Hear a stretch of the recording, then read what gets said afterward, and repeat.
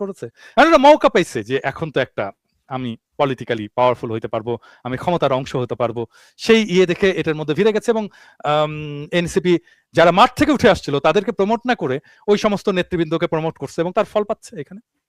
নতুন করে কোনো দল কি বের হয়ে আসার সম্ভাবনা দেখেন কিনা? দল তো করতেই পারে, কিন্তু তারা মেইনস্ট্রিম হতে পারবে না, বা কত দলই তো হয়, তাই না? বাংলাদেশে তো দলের শেষ নাই, 250 মতো দল আছে বোধহয়। হ্যাঁ, আপনি কয়টা দলের নাম জানেন, তাই না? তো সেই রকম আপনি মানে হয়তো দল হবে, হ্যাঁ, অনেক অনেক দল আছে না, বড় দল বা ছোট দল, বড় নেতা, এরকম হয়ে থাকবে।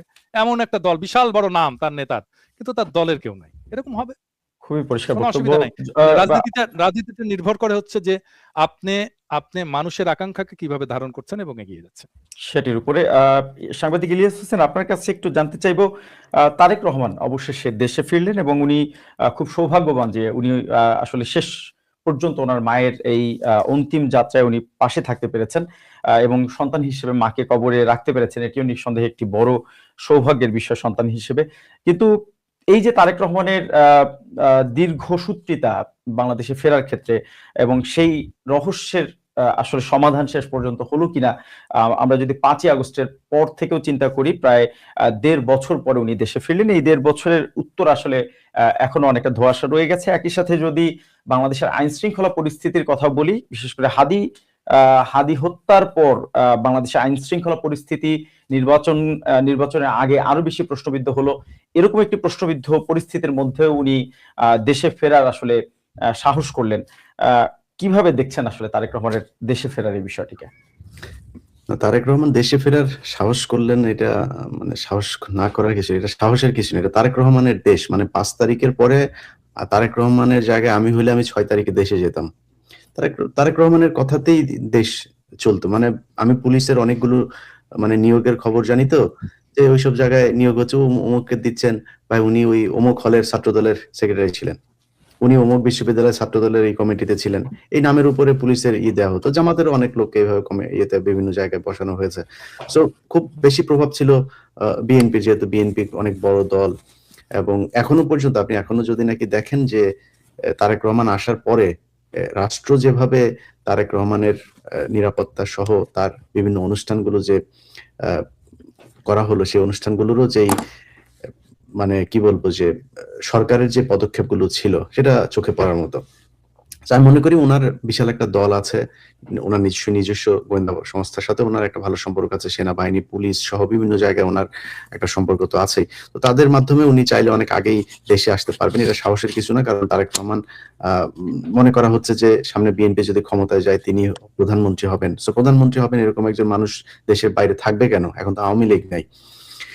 কিন্তু এই 1.5 বছর উনি দেরি করাতে যেই সমস্যাটা হয়েছে, এই সরকারের ভেতরে আমি গতকালকে দাদাকে বলছিলাম একটা কথা, যে তারেক রহমান যেদিন দেশে আসেন সেদিন বিটিভি লাইভ সম্প্রচার করেছেন। সেই লাইভ সম্প্রচার মানে করছে এই খবর জানার পরে এই রেজওয়ানা হাসান, যিনি তথ্য উপদেষ্টা হিসেবে এখন দায়িত্ব পালন করছেন, তিনি তার পিএসকে দিয়ে বিটিভির মহাপরিচালককে ফোন করিয়েছেন যে এটা করার দরকার নেই। বিটিভির মহাপরিচালক পাত্তাই দেন নাই, না তারেক রহমান আসবে, এটা আমরা লাইভ করব। রেজওয়ানা নিজে ফোন করেছেন তাকে, তারপরে ফোন করে বলেছেন যে আপনি রাষ্ট্রে টাকা খরচ করে, আপনি তারেক রহমান তো এখন রাষ্ট্রের কেউ না, তার এটা আপনি কেন রাষ্ট্রীয় প্রতিষ্ঠান থেকে কিভাবে লাইভ করবেন? কথাটা খুবই, যদি আপনি মানে আমেরিকা ইউরোপের কথা বলেন, বিশাল সত্যি যে রাষ্ট্রে টাকা খরচ করে তিনি এখনো প্রধানমন্ত্রী হন নাই, তার এটা কেন লাইভ করবেন? কিন্তু বাংলাদেশ কি আসলে সেভাবে চলে? রেজওয়ানা নিজে কি সেভাবে চলেন? রেজওয়ার মন্ত্রণালয়ে সেই জবাবদিহিতা আছে? কোথাও নাই। কিন্তু তারেক রহমানের বেলায় হয়েছে। এই যে একটা ভ্যাকুয়াম তৈরি হয়েছে, এই ভ্যাকুয়ামের মাঝখানে কিন্তু বিএনপির অনেক নেতা, আমরা বিএনপিকে নিয়ে অনেক কথাবার্তা বলি, কিন্তু তারেক রহমান, জিয়া পরিবার, তাদেরকে কেন বেছে কথা বলতে হয়? ভাই, এই তারেক রহমান গত 15 বছরে, 15 বছর না, 2006 সালের পর থেকেই, সো এই যে প্রায় 20 বছর তিনি যেই কষ্ট সহ্য করেছেন, তিনার উপরে যে নির্যাতন করা হয়েছে, তার মায়ের উপরে যে নির্যাতন করা হয়েছে, এগুলো তো ভুলে যাওয়ার মতো না। সো সেই জিনিসগুলো থেকে যদি করা হয়, আমরা বিএনপির অনেকের বিরুদ্ধে কথা বলে তাদেরকে নিয়ে, কারণ তারা এই বাংলাদেশ স্বাধীন হবার পেছনে তাদের অনেক অবদান আছে, যে কারণে তাদেরকে বাঁচিয়ে কথা বলতে, তাদের ব্যাপারে অনেক হিসেব করে তারপরে কথা বলি। কিন্তু বিএনপির অনেক লোকজন আছে এর মাঝখানে, যেমন শিলং সালাউদ্দিন সহ এরকম অনেক সালাউদ্দিনদের মতো এরকম অনেকে গজিয়ে উঠেছেন। এটা তারেক রহমান যদি আরো 1.5 বছরের আরো আগে যদি চলে আসতেন তিনি, আমার মনে হয় এই যে মাঝখানে যেই গজিয়ে ওঠা যে ভারতীয় গোয়েন্দা সংস্থার চর যারা, তারা এত প্রভাব বিস্তার করতো। আমি গত এই যে বিএনপির যে মনোনয়ন দেওয়া হয়েছে যাদের, তাদের অনেকের ব্যাপারে জানি যে লন্ডনে গিয়েছেন তারেক রহমান, তাকে ফোন করেছেন, লন্ডনে গিয়ে দেখা করেছেন, তাকে বলেছেন যে আপনি নির্বাচনের প্রস্তুতি নেন। তাকে বলা হয়েছে হঠাৎ করে দেখা যায় সে পায় নাই। কিভাবে পায় নাই? এগুলো যে মাঝখানে কিছু মধ্যস্বত্বভোগী আপনার কিছু ছিল, তারাই এই জিনিসগুলোকে এইভাবে ম্যানিপুলেট করেছে। যাই হোক, তো আমার মনে হয় তিনার আশাটা এটা খুব অপ্রাসঙ্গিক বা অনাকাঙ্ক্ষিত, অপ্রত্যাশিত এরকম কোনো কিছু আমি মনে করি না। আমি একটা প্রশ্নের উত্তর দিতে চাই, এটা দাদাকে আপনি প্রশ্ন করেছিলেন, এটা আমার কাছে কিছু তথ্য আছে যে জিনিসগুলো আপনাকে জানালে আমার মনে হয় দর্শকদের জন্য বুঝতে সুবিধা হবে। সেটা হলো জামাতের আমির, তার সাথে ভারতের একজন বিশেষ দূতের যে সাক্ষাতের কথা বলা হয়েছে, পররাষ্ট্র মন্ত্রণালয়ের একজন কর্মকর্তা, নানান কথা বলা হয়েছে। আমি ডক্টর শফিকুর রহমান এবং ডক্টর আব্দুল্লাহ মোহাম্মদ তাহের ভাই, ওনাদের দুইজনের সাথেই গত 3-4 মাসের ভেতরে আমার দুইজনের সাথেই সেপ্টেম্বরের থেকে এই গত কয়েকদিনের মধ্যে আমার সাথে সাক্ষাৎ হয়েছে, এবং ওই সাক্ষাতে আমি তাদের কাছে নানান বিষয় নিয়ে কথা হয়েছে। এর মাঝখানে আমি ওনাকে প্রশ্ন করেছিলাম যে ভারতের সাথে আপনাদের কোনো ধরনের বৈঠক হয়েছে কিনা। তিনি বলেছেন যে ভারত আমাদের কাছে, আমি যেদিন আমার সাথে ওনার যেদিন দেখা হয় ওনার হোটেলে, আমি যেদিন কথা বলি, বলেছে আমাদের কাছে এই পর্যন্ত 6 বার তারা সময় চেয়েছেন। তারা কোনো এক জায়গায়, সেটা শফিকুর রহমানের মানে বাসায় হোক, অফিসে হোক, বা তাদের কোনো অফিসে হোক, যে কোনো জায়গায় ডক্টর শফিকুর রহমান যেখানে বলবেন রাজি হবেন, ভারত সেখানেই বসতে রাজি। কিন্তু ডাক্তার শফিকুর রহমান সেটাতে রাজি হন নাই। কারণ হচ্ছে কি, তিনি আমাকে এই কথাটা বলেছেন যে আমি ওনাদের সাথে কোথায় গিয়ে বসবো, সেখানে তারা একটা ছবি তুলবে, ছবি তুলে তারপরে দিয়ে দিবে। তারা বৈঠকটা কিন্তু গোপনে করতে যাচ্ছেন, তিনি যান নাই। এমনকি বিভিন্ন জায়গায় যখন তারা, আপনারা জানেন যে ডিপ্লোমেটদের সাথে অনেক বৈঠক থাকে, যেখানে ভারতের দূতাবাসের লোক থাকে, পাকিস্তানের থাকে, চীনের থাকে, আমেরিকার থাকে, সেখানে রাজনৈতিক ব্যক্তিদেরকে দাওয়াত দিলে তাদের যেতে হয়। সেখানেও তিনি, মানে আমি ডক্টর শফিকুর রহমানের কোট আনকোট করছি, যে তিনি খুব সাবধানে থাকতেন যেন তাকে আলাদাভাবে কোথাও পেয়ে তারপর ভারতীয় দূতাবাসের কেউ আবার একটা ছবি তুলে না ফেলে। সো এটা হচ্ছে ভারতের অবস্থান, এই মানে জামায়াতের অবস্থান। আমার কাছে যে তথ্যটা ছিল সেটা খুবই পরিষ্কার। ধন্যবাদ ইলিয়াস হোসেন আপনাকে। পিনাকি ভট্টাচার্য, আপনার কাছেই একদমই আমরা অনুষ্ঠানের শেষ পর্যায়ে, আপনার কাছে একটু ফিরতে চাই। এই ভারত প্রসঙ্গে যেহেতু কথা হচ্ছে, ভারত প্রসঙ্গ নিয়ে একটু আপনার কাছ থেকে জানতে চাইবো। আসলে বাংলাদেশের নির্বাচনে আমরা খুব মানে এটি খুব পরিচিত কমন একটি বিষয় যে বাংলাদেশের রাজনীতি থেকে শুরু করে নির্বাচন, প্রত্যেকটি ক্ষেত্রে আসলে ভারতের একটি প্রত্যক্ষ রোল প্লে আমরা দেখি। আসলে এবারের নির্বাচনে সেটা কতটুকু সম্ভাবনা দেখছেন, অথবা যেহেতু মানে বাংলাদেশের বর্তমান যে পরিবর্তিত যে পরিস্থিতি, তাতে করে এটি খুব পরিষ্কার যে অনেকটা বেকায়দায় রয়েছে ভারত আসলে বাংলাদেশের সাথে সম্পর্কের ক্ষেত্রে। এবারে নির্বাচনে কতটুকু তাদের সম্পৃক্ততা অথবা তাদের রোল প্লে করার সম্ভাবনা দেখছেন? দেখেন, আমি কয়েকটা খুব বলবেন যে এটাকে বলা যেতে পারে খুব সিম্পল ট্রিক ফলো করি আর কি, এবং আমি কিছু জিনিসে খুব খুশি হই। যেমন ধরেন, আমার ফেসবুকের প্রোফাইলে কোন ভারতীয় এসে যদি আমাকে গালাগালি করে, আমি খুব খুশি হই। নাম বলতে চাই না, বাংলাদেশের মানুষ দেখবে ভারত কোন প্রার্থীর পক্ষে, কোন দলের পক্ষে অবস্থান নিচ্ছে, এটা দেখবে। মানে ভারত, শোনেন, এটা ভেরি সিম্পল। এটার জন্য আইনস্টাইন হওয়ার দরকার নাই, এটার জন্য রাজনীতিতে আপনার থমাস হবস হওয়ার দরকার নাই, সক্রেটিস হওয়ার দরকার নাই, প্লেটো হওয়ার দরকার নাই। খুবই সিম্পল। প্রথম আলো, ডেইলি স্টার যেই দলকে, যেই জোটকে সমর্থন দেবে, সেটাই ভারতের সমর্থন। Very simple. প্রথম আলো, ডেইলি স্টার কাদেরকে গ্লোরিফাই করে দেখেন, আপনার উত্তর পেয়ে যাবেন। এটাই নিউটনের সূত্র। এটাই নিউটনের সূত্র, সহজ সূত্র। প্রথম আলো, ডেইলি স্টার যার পক্ষে, তারাই ভারতের প্রার্থী। আমরা নতুন আরেকটি সূত্র আমাদের দর্শকদের জন্য পেলাম আপনাদের থেকে। দর্শকদের খুব কৌতূহলের একটি প্রশ্ন দিয়ে আমাদের অনুষ্ঠান শেষ করব। দুজনের জন্য একটি প্রশ্ন, আপনারা কবে ফিরছেন দেশে? প্রথমে পিনাকি দার কাছে যাই, এরপর আপনাদের দেশে ফেরা নিয়ে দর্শকদের একটি বড় কৌতূহল আমরা লক্ষ্য করছি। আসলে এই বিষয়ে কোনো মন্তব্য করবেন কিনা? দেখেন, আমি আসলে কেন দেশে ফিরতে পারিনি সেটা নিয়ে আমি অনেকবার নানাভাবেই ব্যাখ্যা করছি। হুম, হুম, সেটাকে অন্য অনেকভাবে বলার চেষ্টা করা হয়। হুম, হ্যাঁ? আমি ফিরতে চাই। হ্যাঁ? আমি ফিরতে চাই এবং আমাকে ফেরানোর জন্যে অনেকেই অনেকভাবে চেষ্টা করেছে।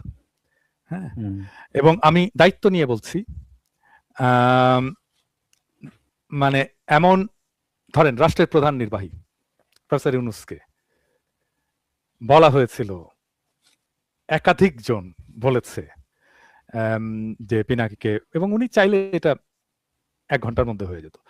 পিনাকিকে ফেরত নিয়ে আসার ব্যবস্থা। খুবই দায়িত্বপ্রাপ্ত মানুষ। আমি নাম বলছি না তাদের কারোই। কিন্তু হুম, হুম, আপনি হুম, ধরে নিতে পারেন যে ধরেন বাংলাদেশে যদি আপনি ১০ জন খুবই গুরুত্বপূর্ণ মানুষের কথা চিন্তা করেন, এরকম হুম, ১০ জন গুরুত্বপূর্ণ মানুষের মধ্যে অনেকেই হুম, আমার কথা বলেছে প্রফেসর ইউনূসকে সরাসরি। এবং আমি তাদের মধ্যেই কারো কাছে থেকে ফিডব্যাক পেয়েছি। আমার কথা যখনই প্রফেসর ইউনূসকে বলা হয়, উনি আ দার্শনিক হয়ে যান। আকাশের দিকে তাকায় থাকেন আরকি। হ্যাঁ? মানে এবং উনার মুখের চেহারা চেঞ্জ হয়ে যায়। মানে অ্যাজ ইফ উনি আমাকে আনতে চান না। হুম? তো আমাকে অনেকে এরপরে বলেছে যে তো আমার একটা বলতে পারেন যে একটা গভীর অভিমান আছে আমার দেশে যাওয়ার ব্যাপারে। হ্যাঁ? আম আমি জানি না। আমি খুব অভিমানী মানুষ এবং আমার এই অভিমানের কারণে এমন হতেই পারে যে আমি হয়তো কখনোই আর দেশে যাব না। এটি খুব আপনার যারা ভক্ত সমর্থক তাদের জন্য নিঃসন্দেহে একটি বড় দুঃসংবাদ। আমি একটি আমি জিনিস আমি আমি আমি আমি ধরেন আমি যখন আমি যেই জিনিসটা খুব বেশি করে চাইছি, এটা আমার জীবনের একটা ট্র্যাজেডি বলতে পারেন। আমি যেটা খুব বেশি চাইছি, আমার জীবনে সেটা আসেনি কখনো। হ্যাঁ? আমি সেজন্য কোনো কিছু চাই না। আমি সেজন্য বলি আমি দেশে যেতে চাই না। হ্যাঁ? যদি আ এই বিরাগ থেকে একদিন হঠাৎ করে মানে সত্যিকার অর্থে আমি কিন্তু আ আমি যখন কর্পোরেট জব করতাম আরকি, তখন আমি ওভারসিজ পোস্টিং চাইতাম এবং আমি চাইতাম যে প্যারিসে আমি যাব। আমার পোস্টিং হবে প্যারিসে। হ্যাঁ? এটা আমার উচ্চাশা ছিল বলতে পারেন। ওই সময় কম বয়সে আরকি। তো সেটা কিন্তু তখন হয়নি। তারপরে আমি যখন চাইনি, আমি যখন আসতেই চাইনি, তখন আমাকে এসে খোদা তাআলা প্যারিসেই এসে আমাকে থিতু করে দিলেন। তো আমার আসলে আমার দেশে যাওয়াটা আসলে আমি মনে করি যে এটা এখন আমি রিয়াল অ্যান্সার দিচ্ছি, অভিমানের কথা না। আমার দেশে যাওয়াটা আসলে ডিপেন্ড করে, আমি বলি, আমি তো এখন খুবই স্পিরিচুয়াল মানুষ আরকি বলতে পারেন। হ্যাঁ? আমার দেশে যাওয়াটা যেদিন খোদা তাআলার হুকুম হবে সেদিন আমি হাজির থাকব। যেদিন উনি চাইবেন সেদিনই আমি যাব। কেউ আমাকে নিশ্চয়ই, ঠেকাইতে পারবে না। আমি নিশ্চয়ই, অভিমান করেও আমি দূরে থাকতে পারব না। আর নিশ্চয়ই। আমার যেদিন সময় হবে, রাইট টাইম, সেটা প্রবাবলি আসমানে স্থির হবে যে কবে আমি দেশে ফিরব। সেদিনই যাব। খুবই, খুবই কেউ আমাকে পরিষ্কার ঠেকাইতে পারবে বক্তব্য। না সেদিন, এবং আমার কোনো অভিমান আমাকে দূরে রাখতে পারবে না। কিন্তু ব্যক্তিগতভাবে আমি কোনো নিজে থেকে উদ্যোগ নেব না। খুব পরিষ্কার বক্তব্য পিনাকি ভট্টাচার্য যেদিন জি, উনার ইলিয়াস হুকুম হবে হোসেন। সেদিন আমি যেয়ে বাংলাদেশে ফিরব। ইলিয়াস হোসেন, আমরা পিনাকি ভট্টাচার্যের উত্তর পেলাম। আপনি চাইলে এই প্রশ্নের উত্তর দিতে পারেন। আমরা যদি আপনার থেকে উত্তর পাই। আমার প্রশ্নটা আরো অনেক বেশি মানে আপনাকে সুস্পষ্টভাবেই দেওয়া যাবে। আমার নামে এখনো পর্যন্ত ৪ টা মামলা পেন্ডিং আছে। যে মামলাগুলোর ব্যাপারে সরকার কোনো পদক্ষেপ নেয় নাই। এটি সো কি মানে ফ্যাসিস্ট আমলের মামলা? আমার সব মামলা ফ্যাসিস্ট আমলের। ওহো! আমার ১ম মামলা হয় হচ্ছে ৫ই জানুয়ারির যে নির্বাচন, ওই নির্বাচনের ৩ দিন পরে আমার নামে একটা মামলা হয়। আমাকে যেদিন ডিজিএফআই ডেকে নিয়ে যায় আ ৬ তারিখ ৬ই জানুয়ারি ২০১৪। আ তারপরে তার ২ দিন পরে মামলা হয় একটা। ওইটা একটা মামলা ছিল। আমাদের একটা ভিডিও গিয়েছিল। যে ভিডিওটার আপনার আ ভিডিও এডিটিং এর কাজ তো আর আমার না। ওইখানে এক নারীকে নিয়ে আপনার একটা নিউজ ছিল। সেই নারীর কিছু ফুটেজ কে তারা জি, দেখিয়েছে। খুবই যে আলোচিত সংবাদ ছিল। এই ফুটেজ গুলোর কারণে এটা পর্নোগ্রাফি অ্যাক্টে ওই ফুটেজ গুলো আ এই আমাদের অফিসের আমাদের চেয়ারম্যান সহ আমি সহ আমাদের ৩-৪ জনকে আসামি করে মূলত মানে ৫ জানুয়ারি নির্বাচনে ২১শে টিভির যে ভূমিকা সেটার কারণেই মামলা হয়। সেই থেকে শুরু। এরপরে বিভিন্ন সময়ে আপনার ইলিয়াস হোসেন সেই মামলায় সম্ভবত ২১শে টিভির চেয়ারম্যান আব্দুল সালাম সাহেব উনি নিজেও এই মামলার আসামি ছিলেন। গ্রেপ্তার আপনি হয়েছিলেন। জি। উনাকে তার ১ম মানে এ সে গ্রেপ্তার মামলা দেখানো কি হয়েছিল। এখনো চলমান? সে মামলা চলমান। তারপরে বনোজ কুমারের একটা মামলা চলমান। তারপরে আরো ওই যে টোটাল ৪ টা ফেনীর এক স্কুল ছাত্রীর আত্মহত্যা কেন্দ্রিক যে প্রতিবেদনটি ছিল সেটি? হ্যাঁ, বনোজ কুমারকে জি। নিয়ে যে নিউজ করা হয়েছিল সেটার প্রেক্ষিতে তারা নিউজ করে এবং সেই বনোজ কুমারের যে এত অত্যাচারের শিকার সেই ১৬ জন মানুষ এখনো কন্ডেম সেলে কাটাচ্ছেন, তাদেরকেও এই সরকার বাঁচানোর জন্য কোনো ই করেনি।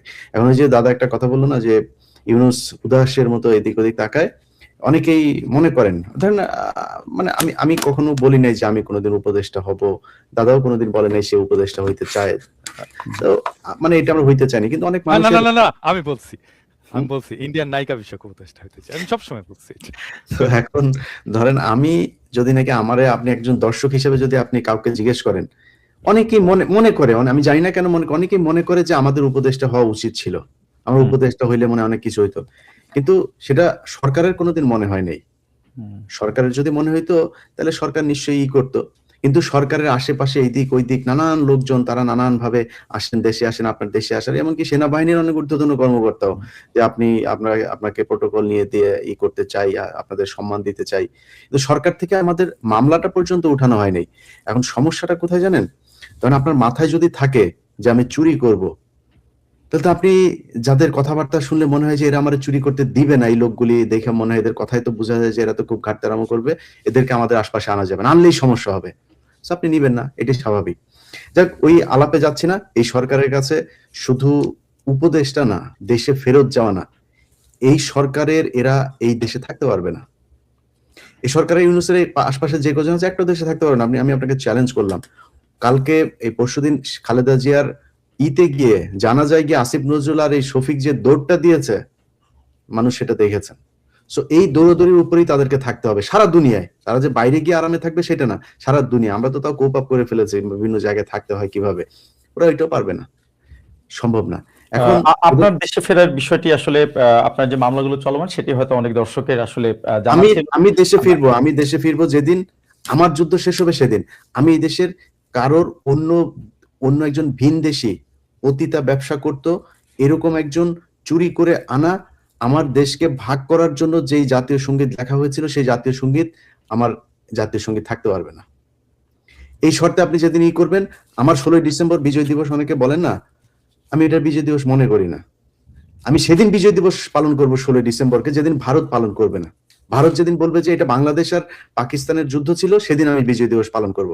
কিন্তু ভারতও বিজয় দিবস পালন করবে, বলবে যে ভারত পাকিস্তান যুদ্ধ, আর আমিও বিজয় দিবস পালন করবো, আমি এটারে বিজয় দিবস, ওই দিন ওইটা সেটেল হইতে হবে আগে।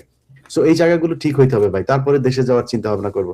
আর এর মাঝখানে আবার আমার নাকি আবার উঠায় নিয়ে যাবে কারা, উঠায় নিয়ে গেলে দেশে যায়, তারপর দেখা হবে, ওইটা আবার অন্য জিনিস। যাই হোক, আমি আজকে একটু সময় নিয়ে নিচ্ছি আপনার কাছ থেকে। জি, আমাদের বাংলা এডিশনের এই ক্রাইম এডিশনে আজকে প্রথম পর্ব গেল। এই প্রথম পর্বে আমার খুব ইচ্ছা ছিল যে দাদাকে দিয়ে আমাদের এটা উদ্বোধন করানো হবে, যে কারণে দাদাকে আজকে কারেন্ট এডিশনের এই অনুষ্ঠানে আমরা আমন্ত্রণ জানিয়েছিলাম। দাদা, আপনাকে অনেক ধন্যবাদ আমাদের সাথে আপনার লম্বা সময় দেওয়ার জন্য, আপনার ঘুম ভাঙায় তারপরে আমি আপনাকে যুক্ত করেছি। আর আমাদের বাংলা এডিশন নিয়ে যে কথাগুলো বাজারে ছেড়েছে, আমি সেটার ব্যাপারে বাংলাদেশের মানুষকে, আমাদের দর্শকদেরকে জানাইতে চাই, বাংলা এডিশন বন্ধ হয় নাই। বাংলা এডিশন নিয়ে যেটা হয়েছে সেটা একটা খোলা জলে মাছ শিকারের মতো একটা অবস্থা হয়েছে। বাংলা এডিশন বন্ধ হয়নি। বাংলা এডিশন যদি বন্ধ হয় আমরা আপনাদেরকে জানাবো, এবং সেটার জন্য কোন কোন কর্মকর্তা কোথায় কোথায় সাইন করে কে আমাকে চিঠি পাঠায়, আমি সেই চিঠি দেখার পরে তারপরে সেটার বিরুদ্ধে ব্যবস্থা নেওয়া হবে। এবং তারা কতদিন বাংলাদেশের 2.5 দিনের মন্ত্রী উপদেষ্টা এসব হয়ে থেকে তারপরে তারা কোথায় কিভাবে বাংলা এডিশনের বিরুদ্ধে ব্যবস্থা নিয়ে তারপরে কত সুখে থাকেন, সেটাও আমাদের সাথে ইনশাল্লাহ এই দেশে দেখা হবে। আমরা আজকে এই সরকারের আমলে কিছু চাচ্ছি না, দেশে যাচ্ছি না বলে এই দেশে আমরা ভেসে আসছি, এরকম না। অনেক ধন্যবাদ পিনাকি ভট্টাচার্য। আমাদের অনেক ভালোবাসা আছে, এই দেশকে আমরা ভালোবাসি। এটা আমরা টাকা দিয়ে আমাদের কিনে তারপরে কেউ ভালোবাসা শিখায় নাই। এই ভালোবাসা আমরা একদম কোনো কারণ ছাড়া ভালোবাসি, এটার ভিতরে কোনো স্বার্থ নাই, সেই স্বার্থ ছাড়াই ভালোবাসি। তো আপনাদের সবার কাছে আমার অনুরোধ থাকবে যে বাংলা এডিশনের পাশে থাকবেন।